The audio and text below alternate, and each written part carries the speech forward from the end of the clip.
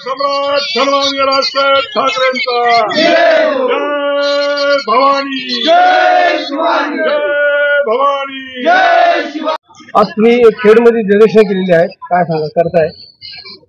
आज पहाटे आमच्या पक्षाचे तरुण नेते अविनाश जाधव यांना सकाळी 3:30 वाजता त्यांच्या घरातून अटक केलेली आहे। या दडपशाहीचा निषेध करण्यासाठी म्हणून आज आम्ही खेड तहसीलदारला निवेदन देण्यासाठी आलेलो आहोत आणि अविनाश जाधवची त्वरित सुटका केली पाहिजे ही मागणी आम्ही करत आहोत। खरं म्हणजे सरकार मराठी माणसाचं असून महाराष्ट्राचं असून मराठी माणसावर अन्याय करतं। आता सन्माननीय मुख्यमंत्र्यांनी या गोष्टीचं समर्थन केलं की आम्ही मोर्चाची परवानगी का नाकारली। आम्ही मोर्चा कुठून काढायचा कुठं न्यायचा हे देखील जर सरकार ठरवणार असेल तर मोर्चामध्ये आम्ही काय घोषणा द्यायची सरकारने ठरवावं ना।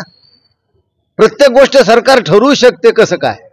मराठी माणसावर जो अन्याय आहे, ज्या परप्रांतीय व्यापाऱ्यांनी गेल्या 2 दिवसापूर्वी मीरा भाईंदरमध्ये जे वातावरण तयार केलं त्याच्या विरुद्ध सर्व मराठी माणूस एकत्र आला आणि त्यांनी मोर्चा काढण्याची परवानगी मागितली, तर तुम्ही आमच्या तरुण नेत्याला पहाटे 3 वाजता अटक करता।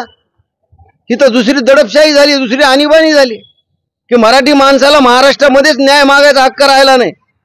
आणि मग हे सरकार मराठी माणसाचं कसं होऊ शकतं?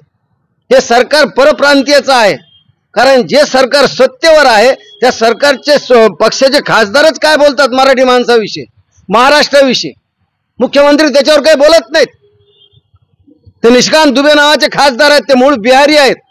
आता जरी झारखंड वेगळा झाला असता हे बिहारी लोक तिथं 8-8, 10 लोक मुलं जन्माला घालतात आणि ते सगळं महाराष्ट्र पोचतोय। आणि निष्कांत दुबे म्हणतो की झारखंडाच्या ह्याच्यावर महाराष्ट्र जगतोय। एकट्या मुंबईमधून जेवढा जीएसटी आणि इन्कम टॅक्स जातो तेवढा देशात कुठल्या ठिकाणाहून जात नाही। निष्कांत दुबेला माहित नाही ते मराठी माणसं होते जे पानिपतावर उभा राहिले होते। 180 वर्ष तिकडून कुठले आक्रमण झालं नव्हतं। तू मराठी माणसाच्या नादी लागू नकोस। तू कधी भेट, तुला कुठं भेटायचे सांग। झारखंडामध्ये येऊन सुद्धा भेटण्याची माझी इच्छा आहे, त्यांनी मला व्यक्त करावं। मराठी माणसाचा असा अपमान करतो सरकार त्याचं पाहत राहतं।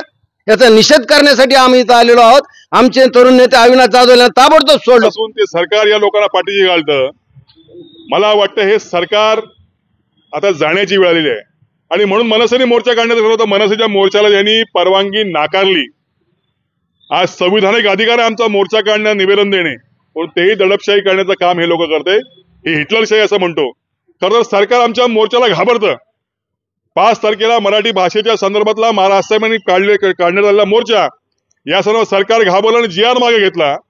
आज मीरा भाईंदरच्या मोर्चा संदर्भात सरकार घाबरलं आणि आमच्या मोर्चाला त्यांनी परवानगी नाकारली आणि त्याने त्याच्या उपर कडी म्हणून आमच्या सगळ्या नेत्यांना रात्री 3-3 वाजता घरातनं उचललं।